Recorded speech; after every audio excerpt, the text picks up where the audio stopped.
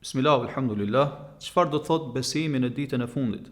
Çfarë përfshin fjala jon kur themi besimi në ditën e fundit? Do thotë kur besimtari beson bindshëm dhe pa lohatshëm se dita e fundit do të vijë patjetër dhe pastaj përgatitet për atë ditë.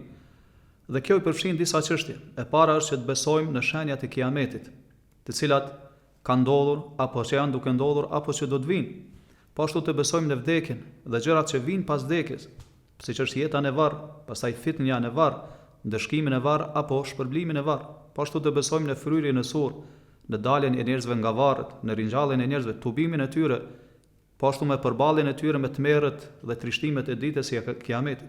Po ashtu në çdo detaj që ka ardhur në Kur'an dhe Sunet që flet për këtë ditë, siç është shpërndarja e regjistrave ku janë shkruar punët e njerëzve, pastaj peshorja, pastaj sirati, pastaj burimi ujit ku do të pinë muslimanët, pastaj shefati ndërmjetësimi i pejgamberit sallallahu alajhi wasallam.